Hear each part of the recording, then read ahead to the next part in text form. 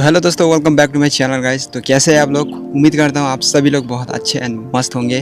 तो चलिए आज का हमारा वीडियो शुरू करते हैं गाइस। लगभग हमारा पेज नंबर 20 टू 25 से ऊपर हो चुकी है गाइस। तो आज हम जाने वाला है इससे आगे तो बहुत इंटरेस्टिंग चीज़ें लिखी हुई है गाइस। तो चलिए देखते हैं। दोपहर तक हमारा काम खत्म हो जाते थे और वो हमें से हर एक के हाथ में 3 छोटे सिक्के डाल देती थी। उस समय 50 के दशक में मैं 9 साल की उम्र में भी 30 सेट कमाने में कोई खास खुशी नहीं होती थी।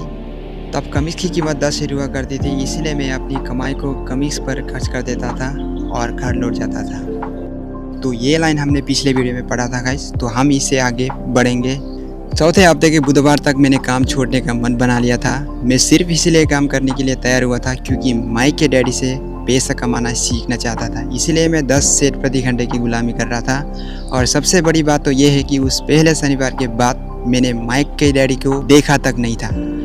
मैं काम छोड़ रहा हूँ, मैंने लंच के समय माइक से कहा। स्कूल लंच बड़ा निराशाजनक था, स्कूल भी उबाऊ था और अब तो मेरे पास शनिवार भी नहीं था जिसके मैं इंतज़ार कर सकूं। परंतु 30 सेट के कारण मुझे धक्का पहुंचा था। इस बार माइक मुस्कुराया। तुम किस बात पर हंस रहे हो? मैंने गुस्से और कट्ठा से पूछा। डैडी ने कहा था कि ऐसा ही होगा। उन्होंने कहा था कि जब तुम काम छोड़ने के फैसला कर लो।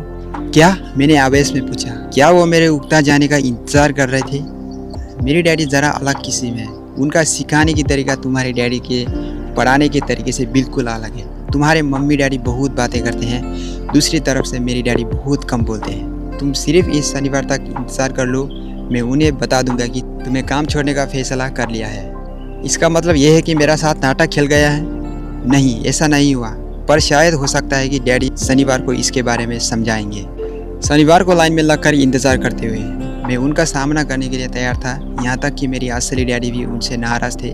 मेरी असली डैडी, जिन्होंने गरीब डैडी कहता हूँ, ये मानते थे कि मेरी अमीर डैडी बाल श्रम कानून को उल्लंघन कर रहे थे और इस पूरे मामले की जांच होनी चाहिए। मेरे पढ़े लिखे डैडी ने मुझसे ये कहा कि मैं सही तनख्वाह मांगूँ, कम से कम 25 सेट प्रति घंटा। मेरे गरीब डैडी ने मुझसे कहा कि अगर मेरी तनख्वाह नहीं बढ़ती है तो मुझे तत्काल नौकरी छोड़ देना चाहिए। और वैसे भी तुम्हें इस घटिया काम की कोई ज़रूरत नहीं है, मेरी गरीब डैडी ने झल्ला कर मुझे कहा। शनिवार को सुबह 8 बजे मैं एक बार फिर माइक के घर को उसी पुराने दरवाजे के अंदर घुस रहा था।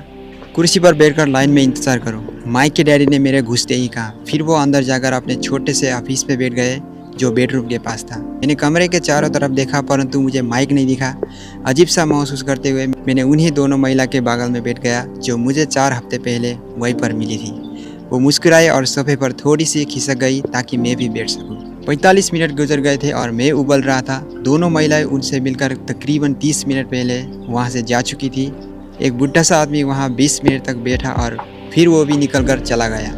घर खाली थे और हवाई में खुशनुमा सुबह को सलीम में भरे अंदर लिविंग रूम में बैठा हुआ था और मैं इस बात का इंतजार कर रहा था कि एक लालची और बच्चे को शोषण करने वाला आदमी मुझसे बात करे। मैं सुन सकता था कि वो फ़ोन पर बात कर रहे थे, ऑफिस में इधर उधर काम कर रहे थे और मुझे नज़रअंदाज़ा कर रहे थे। मेरी इच्छा तो ये रही थी कि इस घमंडी आदमी से बिना मिले ही घर लौट जाऊँ, पर किसी वजह से मैं रुक गया। आखिरकार 15 मिनट बाद ठीक 9 बजे अमीर डैडी अपने ऑफिस से बाहर निकला।